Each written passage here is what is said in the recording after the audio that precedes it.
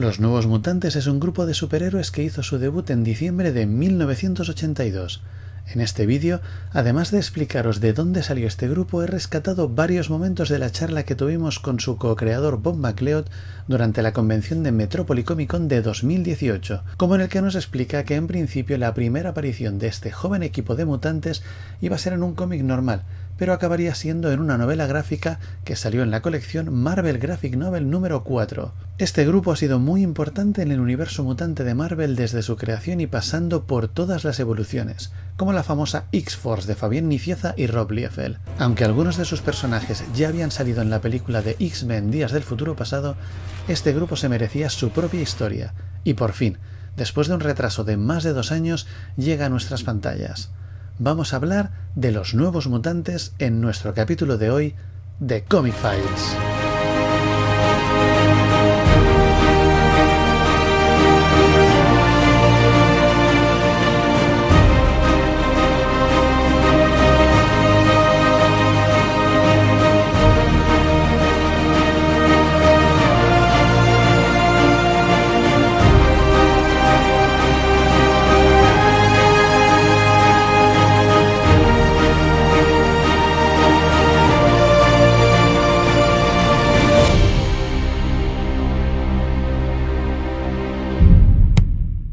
A finales de 1982, la Patrulla X estaba perdida en el espacio combatiendo al Nido, así que su guionista Chris Claremont quiso crear un nuevo grupo que fuera la próxima generación de mutantes. La idea era que la escuela Xavier para jóvenes talentos volviera a ser una escuela, y para eso Charles Xavier decidió reclutar a un nuevo grupo de jóvenes alumnos. Su primera recluta fue la joven vietnamita Xian Coy Man, alias Karma, que era el único personaje que ya había salido en el universo Marvel, más concretamente en el Marvel Team Up número 100, luchando contra Spider-Man y los Cuatro Fantásticos. Precisamente Reed Richards de los Cuatro Fantásticos fue el que se la recomendó a Charles. Después vino Rain Sinclair, alias Loba Venenosa, hija adoptiva de la doctora Moira McTaggart, un personaje bastante recurrente en los cómics de X-Men. El profesor Xavier y estas dos jóvenes partieron a rescatar a la joven Danielle Monstar, nieta de Águila Negra, un jefe de la tribu Cheyenne, que había sido secuestrada por Donald Pierce, el alfil blanco del Club de Fuego Infernal y el malo malísimo de la película Logan. I'd like to meet him. Xavier derrotó a Pierce con ayuda de las dos chicas y de paso rescataron a un joven prisionero de Pierce, Roberto da Costa, alias Mancha Solar, hijo de un millonario brasileño. Al grupo se les unió al final el que acabaría siendo su líder, un chico que había sido engañado por Pierce para estar entre sus lacayos, un joven minero de Kentucky llamado Sam Guthrie, alias Bala de Cañón. El dibujante Bob McLeod acaba de ser contratado para dibujar X-Men cuando recibe la oferta de ser el co-creador de los Nuevos Mutantes. Really wanted to come to the X-Men. It was a very successful book, very popular book. I liked all the X-Men. It would have been very prestigious to be working on the X-Men, but to be co-creator of a new series. And it could have, New Mutants could have failed. It might not have gone anywhere. It was a gamble. But I thought, how often would I get a chance to be a co-creator of a comic book series? So I couldn't turn that down. I never got into comics to make money. I never thought I would make any money in comics. My whole goal when I was starting out was just to be paid to draw, to make a living as an artist, rather than do construction work like my father.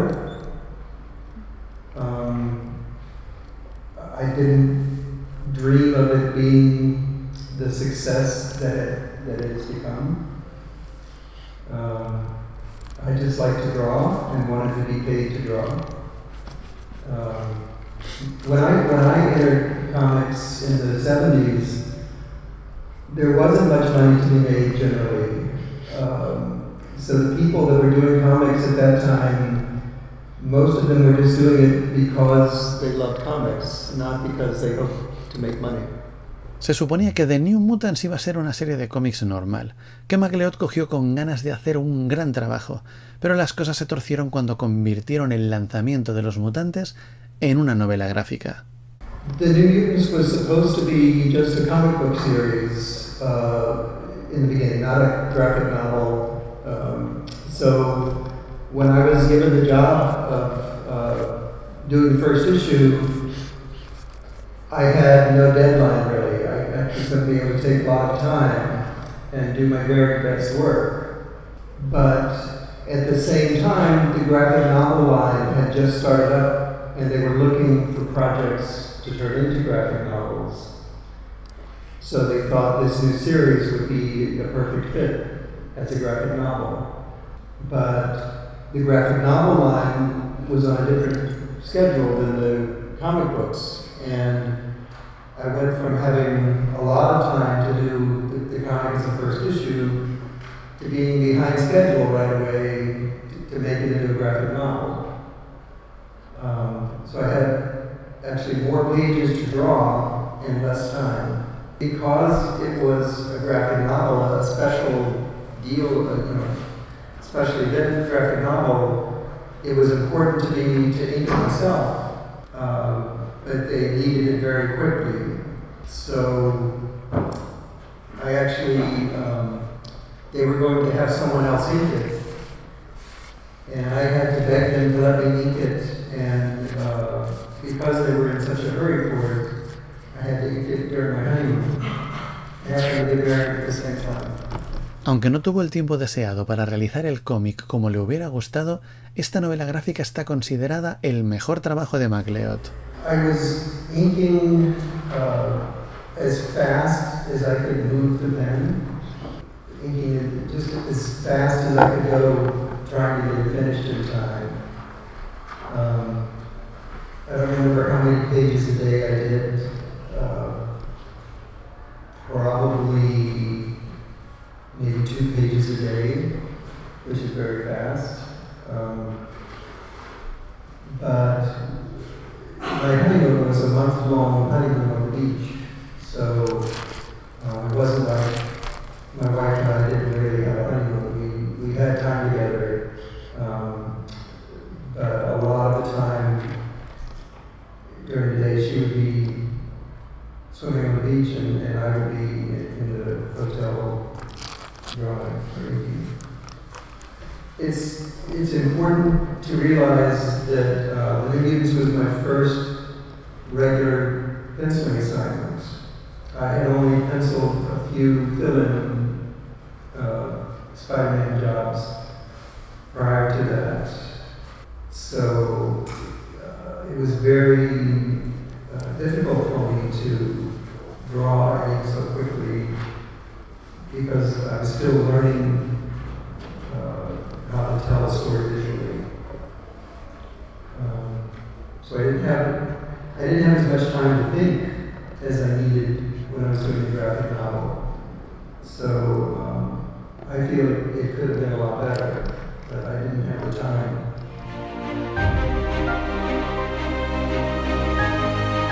Para la película se han usado todos los personajes creados por Claremont y MacLeod. Bala de cañón, Sam Guthrie, tiene la capacidad de generar energía termoquímica para volar. Esto es una propulsión a chorro, como si fuera una bala viviente. Una vez en el aire es invulnerable. Su campo de energía es impenetrable por cualquier ataque físico. Sam también puede disparar ráfagas de energía termoquímica. El nombre se lo pusieron sus compañeros esbirros de Pierce cuando trabajaba para él. En la película lo interpreta Charlie Heaton, conocido por su papel de Jonathan Byers en Stranger Things. Wolfsbane es el alias de Rain Sinclair, aunque en los cómics españoles es conocida como Loba Venenosa. Posee la habilidad mutante de transformarse de mujer a lobo, pudiendo quedar también en varios estados intermedios. El estado más común utilizado por Wolfsbane le permite tener un aspecto humanoide, el cuerpo cubierto de pelo, orejas puntiagudas y cola. Wolfsbane posee sentidos sobredesarrollados, olfato, vista, oído, así como garras y colmillos afilados. En la película es interpretada por Maisie Williams, Arya Stark en Juego de Tronos. Sunspot, Mancha Solar, es un chico brasileño llamado Roberto da Costa, aunque sus amigos le llaman Bobby. Tiene la habilidad de absorber la energía del Sol y convertirla en energía física. Esta energía se manifiesta en forma de esferas de color negro, una especie de plasma negro que chisporrotean alrededor de su cuerpo. Con los experimentos realizados en su cuerpo por Gideon, Sunspot aprendió a volar y canalizar la energía en forma de explosiones de plasma. En la película le da vida el actor también brasileño Henry Zaga, uno de los actores de la serie dramática de Netflix Por 13 razones. Daniel, o más bien Dani Moonstar, originariamente tuvo el nombre clave de Psyche y más tarde Mirage, espejismo en España, y es una superheroína Cheyenne con un gran sentido de responsabilidad sobre su raza. Cuando empezó, tenía un limitado grado de telepatía. Estas capacidades le permitían generar ilusiones, disparar flechas de energía psíquica y comunicarse telepáticamente con los animales.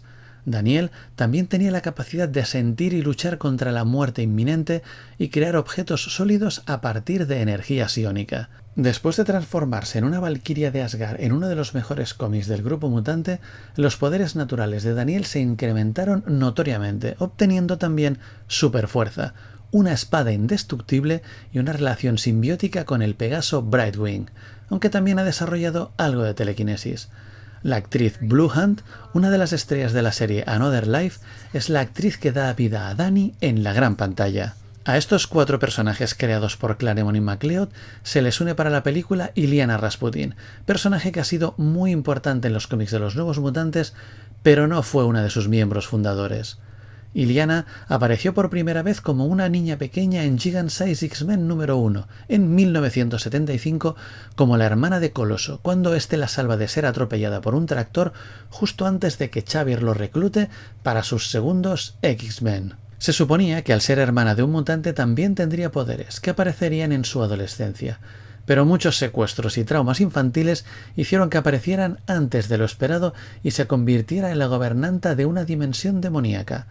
Para explicar la historia de Magik necesitaríamos un vídeo entero solo para ella, pero la parte importante para este vídeo es que se unió a los Nuevos Mutantes en su número 14 y se quedó ya como un miembro regular, siendo muy importante en sagas como Inferno o la antes mencionada visita de los mutantes a Asgard, donde mientras Dani conseguía sus poderes de Valkyria, Illyana sufría a manos de la Encantadora. Magik es una mutante omega que tiene la capacidad de abrir discos teletransportadores entre el espacio y el tiempo. Estos discos forman parte de la dimensión demoníaca del limbo, y cada vez que Magik se teletransporta o teletransporta a otros, tiene que visitar este oscuro mundo. Cuanto más usa Magik su poder mágico, una armadura mística aparece en su cuerpo, además de características demoníacas como cuernos y pezuñas. La armadura desvía o limita los ataques tanto físicos como mágicos. Además, Illyana tiene formidables escudos psiónicos que impiden que cualquiera lea su mente, incluso telépatas tan poderosos como el Profesor X. En la película, Illyana está interpretada por Anya Taylor-Joy, más conocida por su papel de Casey Cook en la trilogía de M. Night Shyamalan. En la charla que tuvimos con MacLeod nos explicó cómo fue para él crear a estos personajes.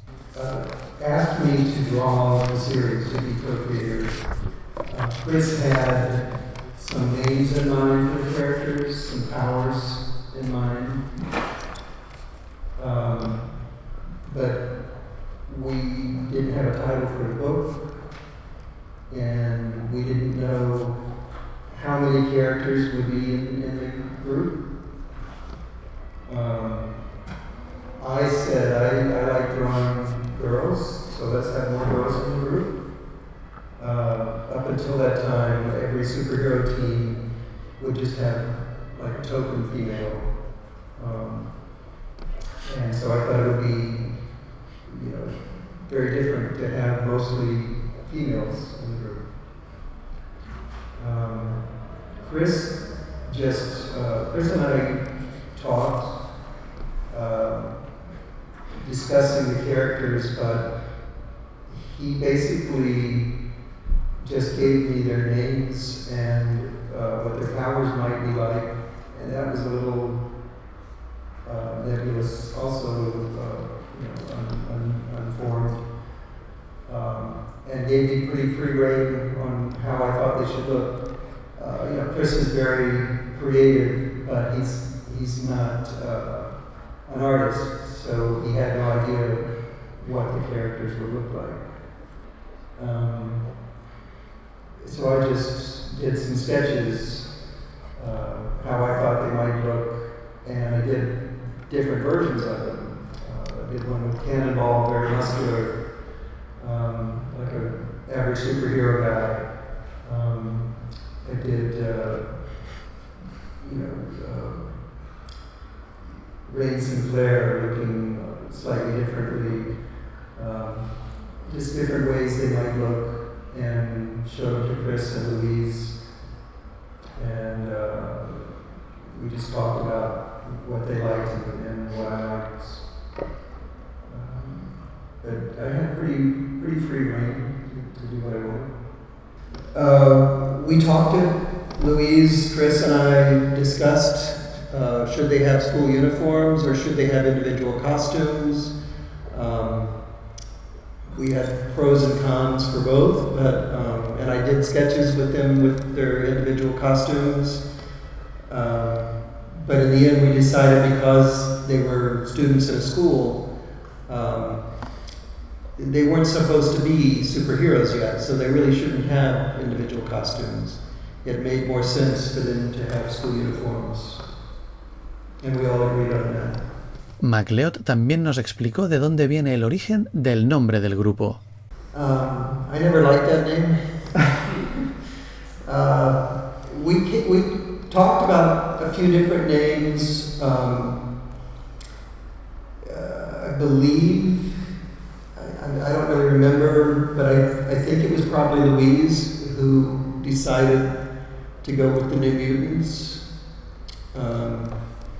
It was based on, we were trying to take it back when the X-Men had started out, they were teenage superheroes.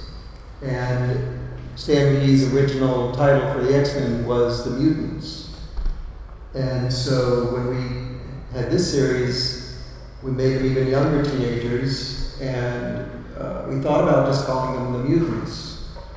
But because the X-Men were already there were already mutants around, so these were the New Mutants. And I thought that was a little too simplistic, so I never liked the title, but I couldn't think of a better one.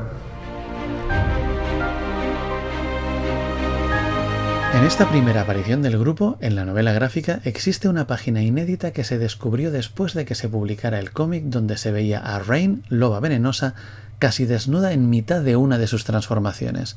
Y Bob MacLeod nos explicó el porqué de este cambio. Well, two things. Yes, it was censored. They didn't have nudity in the books at that time. As a graphic novel, I thought maybe it would be okay, so that's why I drew it that way to begin with.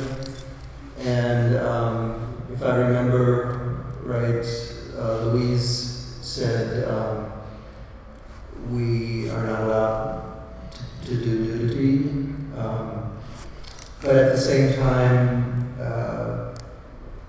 I think that was right around the time it was becoming a graphic novel instead of a regular comic. I already started drawing before they decided to make it a graphic novel.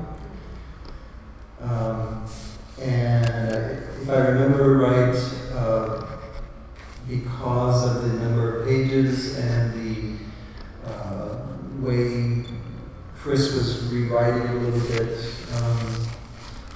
he wanted to condense that scene, I think, so I tried to do it in 1 or 2 pages instead of 2 or 3.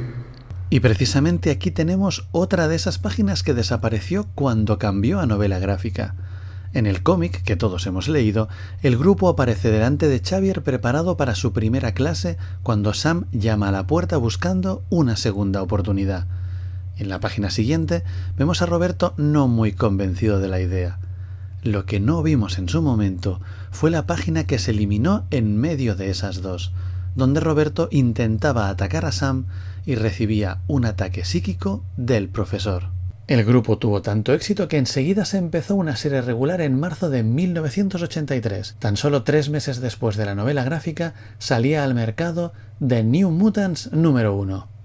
Bob McLeod aprovechó su éxito para dibujar en algunas páginas del New Mutants número 2 a personas muy importantes para él. En la escena del centro comercial podemos verle a él mismo con su mujer y el dueño de la que entonces era su tienda de cómics habitual en Tampa.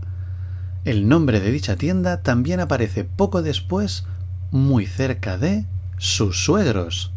Aunque a McLeod le hubiera encantado ser el dibujante regular de la serie, en esa época aún no estaba preparado para mantener la velocidad de un cómic al mes, y en el número 4 entra como dibujante Sal Buscema, aunque McLeod se queda como entintador y portadista, excepto en la portada del número 3, que al querer mantener aún su ritmo de trabajo le fue imposible de realizar. This was my sketch for the cover of number 3, and Louise didn't like my sketch, and I was very busy trying to pencil the issue, so she thought it would save time if she had someone else do this cover since she didn't like my sketch. I didn't want to be doing a bunch of different sketches because I didn't have the time. So they had Mike Estovich, the inker, draw that cover. Y hablando de portadas, esta es la maravilla que me hizo McLeod para mi colección de portadas como deberían haber sido. Una supuesta portada para el número 1, homenaje al antes mencionado Gigant Size X-Men, que por cierto recibió otro sentido homenaje con los nuevos mutantes en el anual número 10 de los X-Men. Aunque McLeod siguió vinculado a la serie hasta el número 10 y ha podido volver a dibujar a sus personajes en varias portadas alternativas en los últimos años, aún tuvo una última oportunidad de despedirse de sus chicos en The New Mutants Annual número 1, en noviembre de 1984. Once again, I was extremely rushed working on that issue where I created Lila Cheney, and did not have as much time as I would like to get reference for rock concerts. So you'll notice my work in that rock concert episode is very sparse. But Lila Cheney I modeled on Joan Jett. And Chris just asked me to design a female rock star. He didn't give me any direction with her. With Warlock in that issue, he just said Warlock can assume any form. And I wasn't very familiar with Warlock at that point, so I just drew him as a normal man. So once again, I wish I had more time. I should explain that the New Mutants was a very frustrating experience for me. Even though I'm best known as co-creator of the New Mutants, it was early in my career, and I was extremely rushed on every issue of the New Mutants. And the reason I left the series was because I felt I wasn't given a chance to do my best work, and was not at all happy with the way the work looked. And of course, in retrospect, it might have been better if I had stayed on the series longer and tried to work out my problems, but I was too frustrated, and they at the time were not making any efforts to appease me, to please me, and I thought I just needed to move on. Desde entonces, el grupo ha evolucionado y mucho. Por sus filas han pasado otros personajes importantes como Cifra, Magma o Warlock.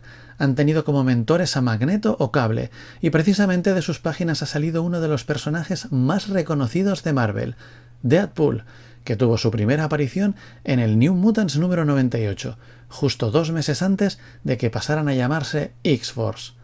Algunos de estos chicos han llegado a ser miembros de la Patrulla X, encargados de la escuela de Xavier o hasta Vengadores. Aunque las malas lenguas consideran la creación del grupo un modo que tuvo Marvel de crearle competencia al grupo adolescente de DC The New Teen Titans, lo que está claro es que con los años este equipo se ha ganado su nombre, su estatus y su película. Leed mucho y nos vemos en el siguiente capítulo de Comic Files.